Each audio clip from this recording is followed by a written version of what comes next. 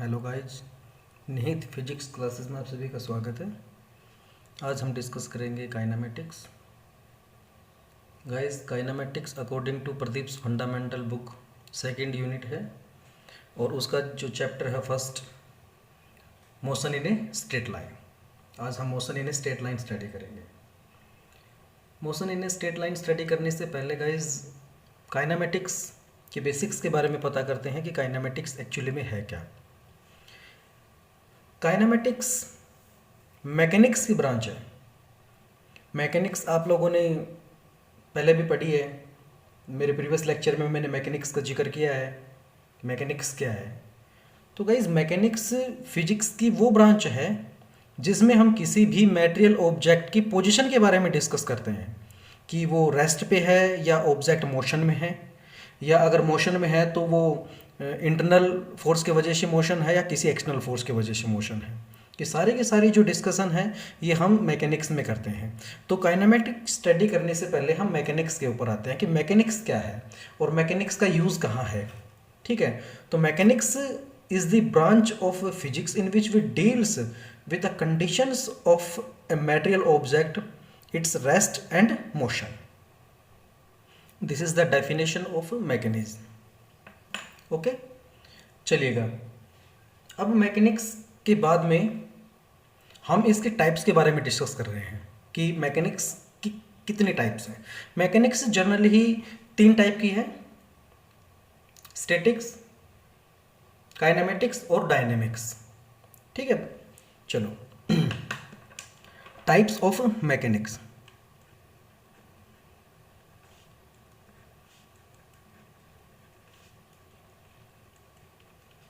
Okay guys, now first type is statics, second one is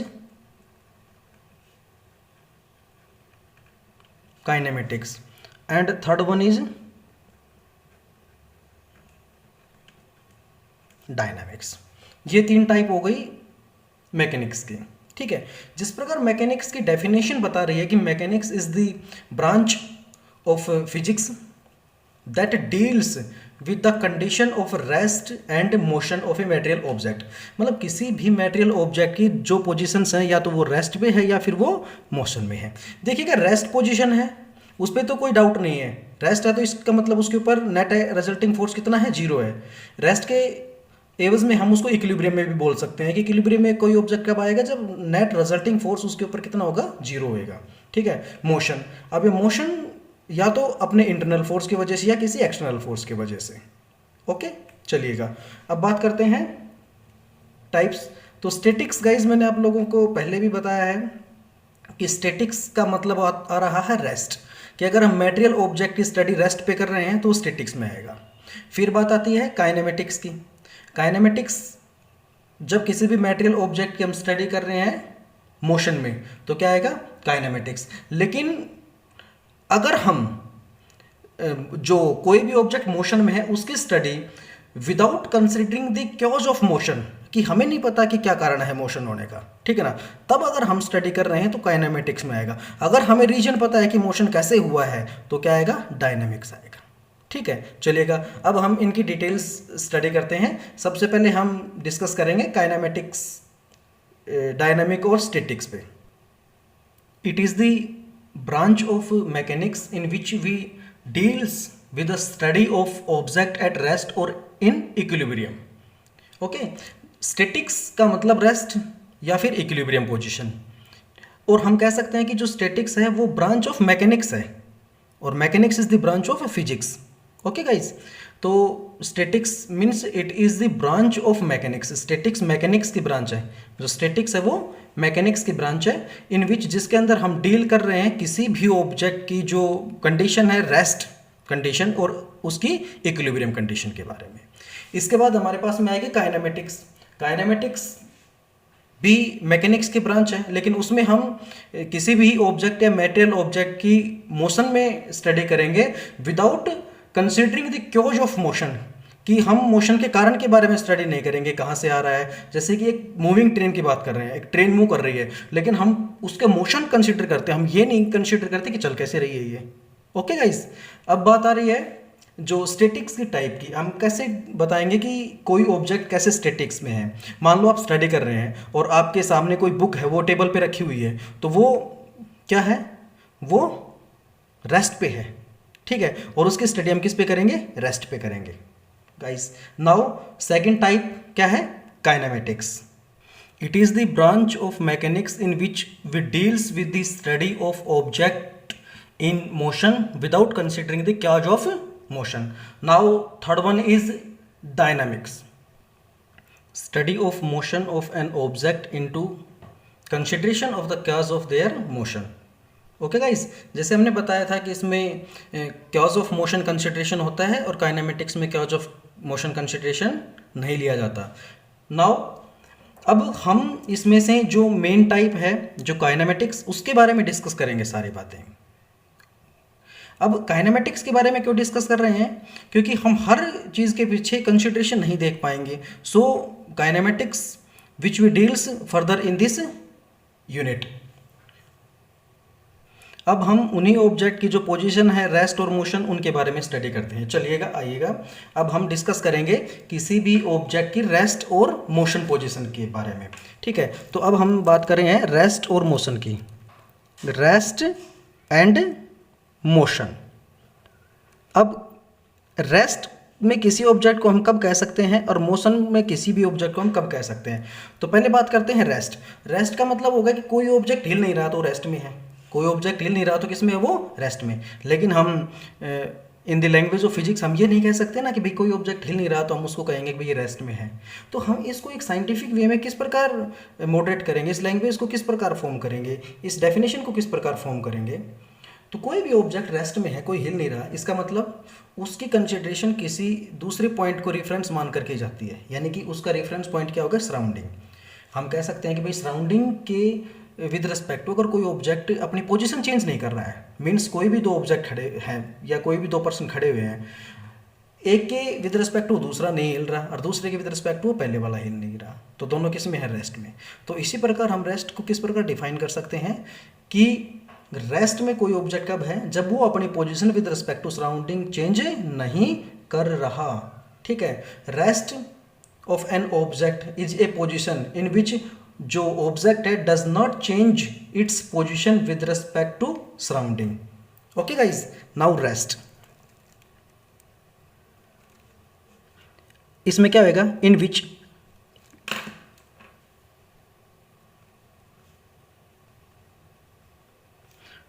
object does not change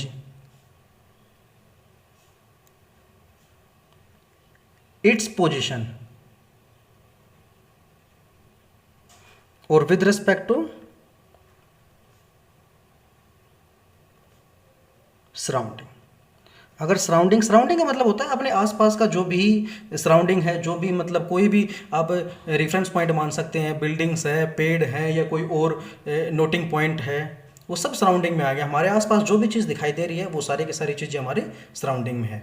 तो उनके with respect to अगर हम position change कर रहे हैं तो वी आर इन मोशन, अगर नहीं कर रहे हैं तो हम किस में हैं, रेस्ट में। तो रेस्ट में क्या लिखा है कि in which object does not change its position with respect to surrounding, कि जिसमें ऑब्जेक्ट सराउंडिंग के विद रिस्पेक्ट टू अपनी पोजीशन चेंज ना करे तो क्या होगा, वो ऑब्जेक्ट इसमें कहलाएगा, रेस्ट में कहलाएगा। अब जैसे कि हम इसको किस प्रकार एग्जांपल के थ्रू बताएंगे। मान लो कोई भी ऑब्जेक्ट है वो रखा हुआ है कहीं पे, मीन्स हम ये कह सकते हैं book lying on A table. अब बुक किस पे रखी हुई है, टेबल पे रखी हुई है, a book lying on the table, एक बुक टेबल पे रखी हुई है। या फिर आप इसके अलावा कोई भी ऑब्जेक्ट ले सकते हैं कि a mug lying on the slab etcetera, जो भी आपकी सामने जो भी जिस प्रकार का कोई कॉन्सेप्ट नज़र आ रहा है जो रेस्ट का, वो आप एग्जांपल में दे सकते हैं। अब बात आती है मोशन की। तो मोशन में हम कहेंगे कि अगर वो विद रिस्पेक्ट टू सराउंडिंग अपनी पोजीशन चेंज कर रहा है तो वो मोशन में है। If an object changes its position with respect to surrounding, with respect to surrounding, okay. अगर वो विद रिस्पेक्ट टू सराउंडिंग अपनी पोजीशन चेंज कर रहा है तो किस में है, मोशन में है। जैसे भी कोई भी मूविंग ट्रेन है या वॉकिंग मैन है, ये सारी की सारी चीज़ें किस में है, मोशन में, ठीक है, अब हम इसके बारे में थोड़ा सा और बात करते हैं, रेस्ट और मोशन के बारे में। आप पहले तो अपने सराउंडिंग में इमेजिन करके देखिएगा, आप सोचिएगा, पहले वीडियो को पॉज करके सोचो कि आपके पास में जितनी भी ऑब्जेक्ट हैं वो कौन से तो मोशन में है, कौन से रेस्ट में है। मान लो आपके आसपास कोई चीज़ें रखी हुई हैं तो वो विद रिस्पेक्ट टू सराउंडिंग अपनी पोजीशन चेंज नहीं कर रही हैं तो वो रेस्ट में है।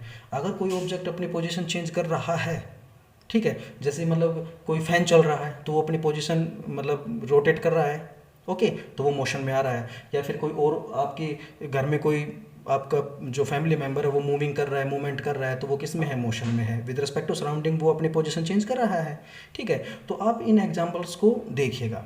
अब हम बात करते हैं कि कोई एक चीज़ रेस्ट में और मोशन में दोनों तरीके से हो सकती है, बस वो देखने का नज़रिया है, ठीक है। हम कह सकते हैं ना भाई, मतलब हर सिक्के के दो पहलू होते हैं, बस देखने वाला नज़र की ज़रूरत है। अब बात करते हैं हम किसकी, कि जो rest and motion are relative terms, कि रेस्ट और मोशन है ना वो रिलेटिव टर्म्स है। Rest and motion are relative term, मैं लिख देता हूँ, rest and motion are relative terms. अब आप सोचिएगा कि किस प्रकार रिलेट करते हैं, बिल्कुल जर्नल से जो एग्जाम्पल है उसमें ढूंढने की कोशिश कीजिएगा। चलिएगा मैं बताता हूँ। मान लो सपोज करो गाइस, आप बस स्टैंड पे खड़े हुए हैं और कहीं जाने के लिए आप किसी ट्रांसपोर्ट व्हीकल का इंतज़ार कर रहे हैं, वेट कर रहे हैं। वहाँ से कोई बस आई, उसमें बहुत सारे पैसेंजर्स बैठे हुए हैं, ठीक है, और आपके गंतव्य वाली बस नहीं थी, आपने इसलिए उसको छोड़ दिया।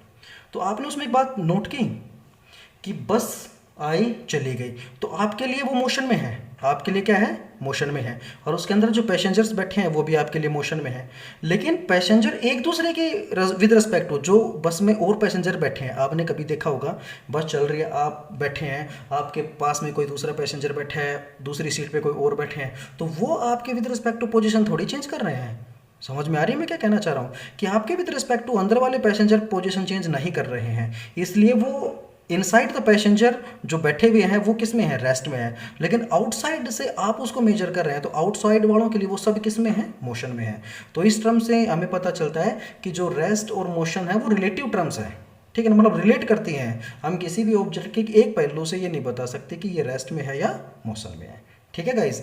अब हम डिस्कस करते हैं इनकी फर्दर टर्म्स के ऊपर। अभी तक तो हमने जो भी पढ़ा है वो इसकी बिल्कुल बेसिक्स के बारे में जाना है कि भाई मैकेनिक्स क्या है, उसके टाइप्स क्या हैं, उसके बाद में रेस्ट और मोशन क्या होती है, रेस्ट और मोशन किस प्रकार रिलेट होती हैं। अब बात करते हैं हम कॉन्सेप्ट ऑफ पॉइंट ऑब्जेक्ट की, कि किसी भी ऑब्जेक्ट को हम पॉइंट ऑब्जेक्ट कब बोलते हैं। आपने सुना होगा ना कि we take an point object. आप अगर नहीं सुना है तो अब जैसे कि आप साइंस के स्टूडेंट हो गए हैं तो अब आप आगे पॉइंट ऑब्जेक्ट के बारे में बहुत सारी बातें जानेंगे और बहुत बार सिलेबस में इसके डिस्कशन सुनेंगे, ठीक है। तो हम बात करते हैं पॉइंट ऑब्जेक्ट की। गाइस पॉइंट ऑब्जेक्ट क्या है, पॉइंट ऑब्जेक्ट कोई भी ऑब्जेक्ट है, हम उसको पॉइंट ऑब्जेक्ट कंसिडर कब करेंगे, अगर वो ऑब्जेक्ट अपने साइज से बहुत ज़्यादा डिस्टेंस ट्रेवल कर देता है एक गिवन टाइम में या एक रिजनेबल टाइम में। ऐसा नहीं है कि मतलब वो 1 किलोमीटर की डिस्टेंस ट्रेवल करने के लिए 5 दिन लगा रहा है, ऐसा नहीं, एक रिजनेबल टाइम है और उसमें वो अपने साइज से ज़्यादा की डिस्टेंस ट्रेवल करता है, तो हम उस ऑब्जेक्ट को पॉइंट ऑब्जेक्ट कंसिडर कर देते हैं। जैसे मान लो अब आपके सामने ट्रेन है, अब ट्रेन आप कहेंगे सर ट्रेन तो बहुत बड़ी है, अब ट्रेन बहुत बड़ी है तो हम उसको तो पॉइंट ऑब्जेक्ट ले ही नहीं सकते। पॉइंट ऑब्जेक्ट का मतलब हमारे दिमाग में क्या आता है कि सिंपल एक पॉइंट इस प्रकार का, अब एक पॉइंट आ गया ये पॉइंट ऑब्जेक्ट हो गया, नहीं ऐसी बात नहीं है। अगर कोई ऑब्जेक्ट अपने ओन साइज से बहुत ज़्यादा की डिस्टेंस ट्रेवल करता है तो पॉइंट ऑब्जेक्ट है। अब आपको समझ में आ गया वो ट्रेन किस प्रकार पॉइंट ऑब्जेक्ट है। मान लो कन्याकुमारी है, जम्मू से और कन्याकुमारी तक कोई ट्रेन चल रही है, शताब्दी है, बहुत सारी डिस्टेंस ट्रेवल करके जाती है, तो अपने साइज से तो बहुत लंबी डिस्टेंस ट्रेवल कर रही है, ठीक है। अगर कोई भी ट्रेन बहुत सारी यानी कि 1000 ऑफ किलोमीटर डिस्टेंस ट्रेवल कर रही है तो वो हमारे लिए पॉइंट ऑब्जेक्ट है गाइस, वो क्या है हमारे लिए पॉइंट ऑब्जेक्ट है। कोई भी मूविंग कार है वो बहुत सारी डिस्टेंस कवर कर रही है with in A reasonable time, तो हमारे लिए वो क्या है, पॉइंट ऑब्जेक्ट है। This is the concept of point object. If the position of an object changes by distance much greater than its own size in a reasonable duration of time, ठीक है, तो क्या कहलाएगा ऑब्जेक्ट, पॉइंट ऑब्जेक्ट कहलाएगा अगर वो अपने size से बहुत ज़्यादा की डिस्टेंस ट्रेवल कर रहा है कि इन रीजनेबल ड्यूरेशन ऑफ टाइम में। ठीक है guys, now we proceed on the types of motion. क्योंकि रेस्ट के बारे में तो ज़्यादा कुछ पढ़ने का है नहीं कि रेस्ट तो क्या है भाई, कोई ऑब्जेक्ट अपने पोजीशन सराउंडिंग के विद रिस्पेक्ट टू चेंज कर ही नहीं रहा, ठीक है, वो रेस्ट में है, तो हम उसके बारे में और क्या डिस्कशन करेंगे। डिस्कशन आती है मोशन के ऊपर कि मोशन में है तो कैसा मोशन है वो, ठीक है, किस प्रकार से मोशन में आया है। तो अब हम उन्हीं टाइप्स के बारे में डिस्कस करते हैं। First type rectilinear motion, second one rotatory and third one vibratory. तो हम सीक्वेंस हिसाब से पढ़ते चलते हैं। सबसे पहले हम रेक्टिलिनियर मोशन के बारे में डिस्कस करते हैं कि रेक्टिलिनियर वर्ड से ही आपको पता चल रहा होगा कि motion in a straight line, motion in a straight line, ठीक है ना। कोई भी स्ट्रेट लाइन में अगर मोशन हो रहा है तो हम उसको क्या कहेंगे, रेक्टिलिनियर मोशन कहेंगे, ठीक है ना। तो क्या सिंपल कह सकते हैं कि motion in a straight line, motion in A straight line is rectilinear motion, is called rectilinear motion।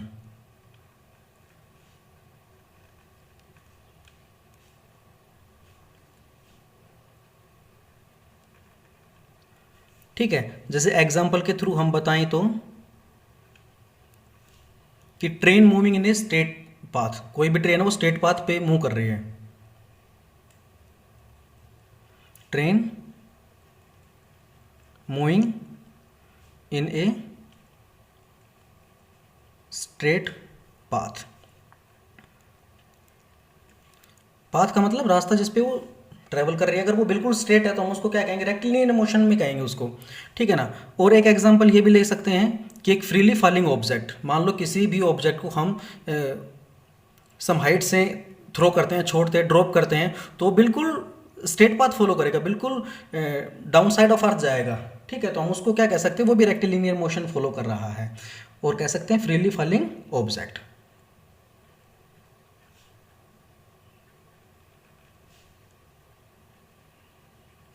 Towards अर्थ भी लिख सकते हैं, अर्थ।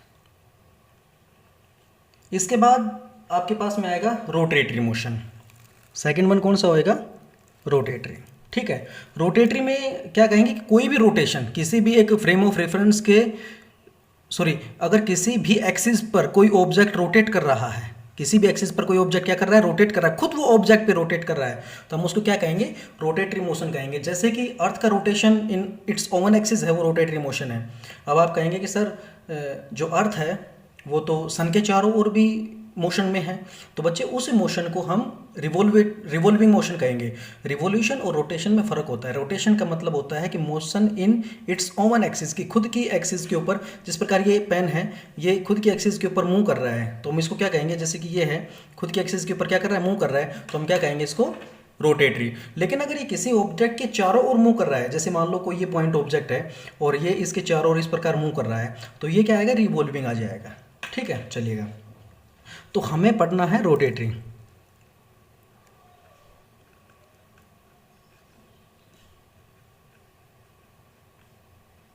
रोटेटरी मोशन में हम क्या कहेंगे कि कोई भी ऑब्जेक्ट है उसका जो motion it's oven axis, motion of an object it's oven axis, motion of an object, ठीक है ना। अबाउट ए फिक्स्ड एक्सिस भी कह सकते हैं, about a fixed axis. Axis क्या होती है कि जिस पॉइंट पर वो रोटेट कर रहा है उसको हम क्या मानते हैं, एक्सिस मानते हैं, ठीक है गाइस। जैसे रोटेशन ऑफ अर्थ, एग्जांपल क्या ले सकते हैं, रोटेशन ऑफ अर्थ।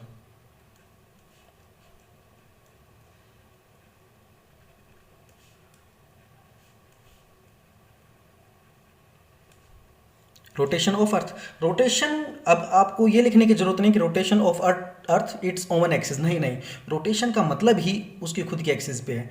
तो अब आप थोड़ा सा फिजिक्स लैंग्वेज में सोचिएगा, साइंटिफिक वे में सोचिएगा, ठीक है। थोड़ा थोड़ा जो आपके मन के भ्रम्स हैं वो दूर करते चले जाइएगा। Now third one is oscillatory, या फिर हम वाइब्रेटरी भी कह सकते हैं, देखिए कि ऑसिलेटरी वाइब्रेटरी एक अलग ही होता है। जिस प्रकार रेक्टिलिनियर होता है, रेक्टिलिनियर का ही एक टाइप है ट्रांसलेटरी। ट्रांसलेटरी में पॉइंट मूव करता है, रेक्टिलिनियर में पूरा सिस्टम मूव करता है, ठीक है ना। उसी प्रकार रोटेटरी होएगा, उसी प्रकार ऑसिलेटरी और वाइब्रेटरी होएगा, ठीक है ना। ऑसिलेटरी में सिस्टम जाएगा, वाइब्रेटरी में पॉइंट। चलो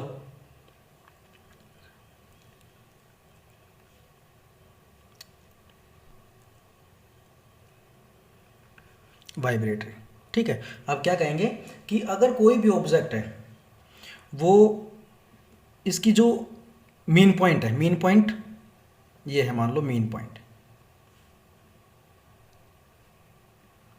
इसके विद रिस्पेक्ट टू इधर और इधर मोशन, जैसे जैसे जिस प्रकार ये वाला हिलने वाला मोशन हो गया ना, एक ये मीन पॉइंट उसके विद रिस्पेक्ट टू इधर, फिर इधर, फिर इधर, फिर इधर, फिर इधर, फिर इधर।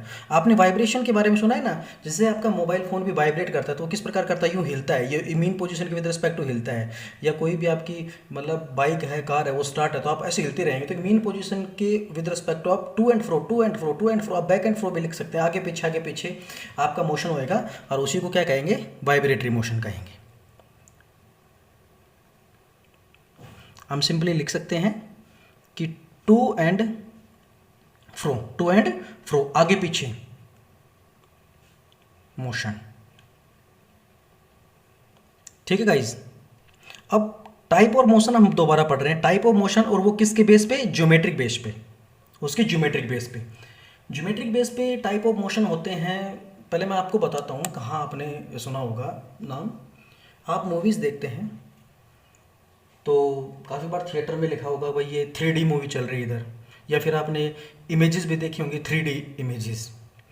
तो उन्हीं मोशन के बारे में हम डिस्कस करेंगे कि ज्योमेट्रिकल बेस पे जो मोशन की टाइप्स हैं वो 3 प्रकार की होगी। First one is one dimensional, मतलब जिसका एक ही डायमेंशन हो। पहली बात तो डायमेंशन क्या होते हैं, डायमेंशन वो सारे के सारे पैरामीटर्स होते हैं जिनके बेस पे हम किसी भी सिस्टम को स्पेसिफाई करते हैं, ठीक है। All the parameters on the basis of that we specify a system, कि हम एक सिस्टम को जितने भी पैरामीटर के हिसाब से सेट करते हैं वो सारे के सारे डायमेंशन कहलाते हैं। क्या कहलाएंगे, डायमेंशन कहलाएंगे। तो पहली बात तो वन डायमेंशन। वन डायमेंशन का मतलब हो गया कि एक ही ऐसा पैरामीटर है जिससे हमारा सिस्टम पूर्ण सेटिस्फाई हो जाएगा, स्पेसिफाई हो जाएगा। फिर आएगा टू डायमेंशन, कि अगर सिस्टम को स्पेसिफाई करना है तो हमारे पास में 2 डायमेंशन जरूरी हैं। फिर आएगा 3 डायमेंशन, इट मीन्स अगर सिस्टम को स्पेसिफाई करना है तो हमारे पास में 3 पैरामीटर्स का होना जरूरी है, और मैक्सिमम डायमेंशंस 3 ही होते हैं, और मैक्सिमम जो हम बात करेंगे पैरामीटर्स वो भी 3 ही, ठीक है। चलिएगा, इनके अलावा कोई और भी पैरामीटर्स होते हैं, बस जो डायमेंशंस के पैरामीटर वो यही हैं। बाकी के अदर प्रेशर के हिसाब से, फोर्स के हिसाब से, मेजरमेंट के हिसाब से बहुत सारी चीज़ें हो गई। ओके बच्चे, चलिएगा।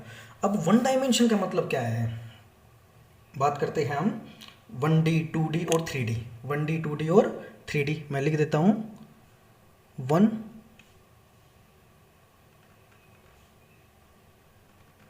डायमेंशनल मोशन, चलिएगा। हम इसको शॉर्ट में क्या लिख सकते हैं, हम शॉर्ट में इसको लिख सकते हैं 1D, ओके, वन डायमेंशन। मैंने क्या कहा था कि मैक्सिमम जो हमारे पास में डायमेंशंस होते हैं वो 3 होते हैं। अगर तीनों में से कोई एक डायमेंशन हमारे सिस्टम का जो पैरामीटर है वो सेटिस्फाई कर दे तो हम क्या कहेंगे, वो वन डायमेंशन है। जैसे पहले मैं आपको एग्जांपल के थ्रू समझा रहा हूँ कि कोई भी मूविंग ऑब्जेक्ट है वो एक स्ट्रेट पाथ फॉलो कर रहा है। क्या कर रहा है, स्ट्रेट पाथ फॉलो कर रहा है, ठीक है। और वो मान लो इस पर मूव करता हुआ जा रहा है, ये मेरा ऑब्जेक्ट है, ये क्या है, ऑब्जेक्ट है। तो इसको स्पेसिफाई करने के लिए एक ही पैरामीटर है, मतलब एक ही एक्सिस है, और ये क्या है, एक्स एक्सिस है। तो एक ही पैरामीटर स्पेसिफाई कर सकता है इसकी पोजीशन को, तो हम क्या कह सकते हैं कि 1D में है, वन डायमेंशन में है, ठीक है। देखिएगा, अभी मैंने बताया कि हमारे पास में कितने डायमेंशंस होते हैं, कितने कोऑर्डिनेट्स होते हैं, 3 होते हैं, एक x, y and z, x, y और जेड। मैं आपको एक प्लेन स्पेसिफाई करके दिखाता हूँ, सॉरी स्पेस वे बनाता हूँ। प्लेन 2 कोऑर्डिनेट्स का होता है, ये हो गया। आपने ऐसा देखा होगा, ये परपेंडिकुलर है एक दूसरे के विद रिस्पेक्ट टू, ये इसके विद रिस्पेक्ट टू परपेंडिकुलर है, ये इसके विद रिस्पेक्ट टू परपेंडिकुलर है, ये इसके विद रिस्पेक्ट टू परपेंडिकुलर है, ये तीनों परपेंडिकुलर हैं एक दूसरे के, ठीक है कि नहीं है। अब बात कर देते हैं हम, ये एक्स एक्सिस है, ये वाई एक्सिस है और ये जेड एक्सिस है। ठीक है, अगर किसी भी सिस्टम को स्पेसिफाई करने के लिए केवल एक ही कोऑर्डिनेट जरूरी है, वन डायमेंशन, दो कोऑर्डिनेटों की जरूरत है, टू डायमेंशन, तीनों की जरूरत है, थ्री डायमेंशन। सिंगल जो कोऑर्डिनेट है हम उसको क्या बोलते हैं, स्ट्रेट लाइन बोलते हैं। क्या बोलते हैं, स्ट्रेट लाइन। दो का केस है, क्या बोलेंगे, प्लेन बोलेंगे। क्या कहेंगे, प्लेन। हम कह सकते हैं ना, काफी बार हम आगे आगे डिस्कस करेंगे कि we take an a point object in a plane. ठीक है, तो हम क्या कहेंगे, प्लेन लेते हैं। आपको समझ में आ जाना चाहिए कि हम 2D की बात कर रहे हैं, हमारे पास में दो ही एक्सिस होंगी, एक्स और वाई। फिर हम एक बात कहेंगे कि we take an object on a straight line, तो स्ट्रेट लाइन में एक ही होएगा हमारे पास में एक्स। ठीक है, या फिर हम ये कह सकते हैं कि we take an object in space, space में लेंगे तो स्पेस में हमारे पास में तीनों की तीनों कोऑर्डिनेट होंगे। यानी कि सिंगल कोऑर्डिनेट क्या कहलाएगा, स्ट्रेट लाइन, डबल कोऑर्डिनेट क्या कहलाएगा, प्लेन, और ट्रिपल क्या कहलाएगा हमारे पास में, स्पेस कहलाएगा। ठीक है, तो चलिएगा हम 1D की बात करते हैं। वन डायमेंशनल मोशन क्या है, if only one of the three coordinates specify the position of the object. ठीक है, कि किसी भी ऑब्जेक्ट की पोजीशन को स्पेसिफाई करने के लिए एक ही कोऑर्डिनेट काफ़ी है, तो वन डायमेंशन। टू डायमेंशन में क्या कहलाएंगे कि if only two of the three coordinates specify the position of the object changes with the time। ठीक है ना, टाइम के विद रिस्पेक्ट टू कोई भी अगर चेंजमेंट हो रहा है तो उसको स्पेसिफाई करने के लिए दो कोऑर्डिनेटों की जरूरत है, तो क्या कहलाएंगे हम, 2D कहेंगे। और 3D में तीनों की जरूरत पड़ेगी, यानी कि स्पेस में। मैं उनकी डेफिनेशन लिख रहा हूँ, आप देख लिए। One dimension, okay, so if we can say that an object in one dimension if only one of all three coordinates specify the position। जैसे मैंने बताया था कि तीनों में से एक ही कोऑर्डिनेट अगर स्पेसिफाई कर दे पोजीशन तो क्या कहलाएगा, वन डायमेंशन कहलाएगा, जिसको हम स्ट्रेट लाइन बोलते हैं। क्या बोलते हैं, स्ट्रेट लाइन। फिर टू डायमेंशनल की बात आती है, तो टू डायमेंशनल इन तीनों में से कोई दो कोऑर्डिनेट स्पेसिफाई कर देंगे उसकी जो पोजीशन है ऑब्जेक्ट की। If two of the three coordinate specify the position of an object, two dimension. जैसे कि y हो गया, x हो गया, हम इसको क्या बोलेंगे, प्लेन बोलेंगे। अगर ये कोई पॉइंट कंसीडर करेंगे हम यहाँ पे, तो ये x और y दोनों के विद रिस्पेक्ट टू आएगा। ठीक है, इसके बाद में हमारे पास में थ्री डायमेंशनल आएगा कि थ्री डायमेंशनल मोशन क्या कहलाएगा कि if all the three coordinate specify the position of an object, कि तीनों की तीनों जो कोऑर्डिनेट्स हैं वो ही नेसेसरी हैं किसी भी ऑब्जेक्ट की पोजीशन को स्पेसिफाई करने के लिए, तो हम क्या कहेंगे, 3D में है। और जो 3D मूवी देखते हैं तो सारे के सारे कोऑर्डिनेट्स होते हैं वो ही स्पेसिफाई कर पाते हैं, और इसीलिए आप 3D मूवी को नेकेड आई से नहीं देख सकते, आपको एक एक्स्ट्रा गूगल की ज़रूरत पड़ती है। मान लो आप अगर यहाँ पर कोई पॉइंट लेते हैं तो ये पॉइंट तीनों के विद रिस्पेक्ट टू मेजरमेंट में आएगा, एक्स के विद रिस्पेक्ट टू भी आएगा, वाई के विद रिस्पेक्ट टू भी, और जेड के विद रिस्पेक्ट टू भी। जैसे आप अपने कमरे में कोई भी ऑब्जेक्ट हैंग कर रहे हैं वॉल से, तो वो आपका 3D में आएगा, मीन्स वो एक्स के विद रिस्पेक्ट टू भी, वाई के विद रिस्पेक्ट टू भी, और जेड के विद रिस्पेक्ट टू भी। ठीक है गाइस, बाकी का हम फर्दर नेक्स्ट वीडियो में पढ़ेंगे। अगर आपने चैनल को सब्सक्राइब नहीं किया है तो please first subscribe the channel and like the videos. Thank you.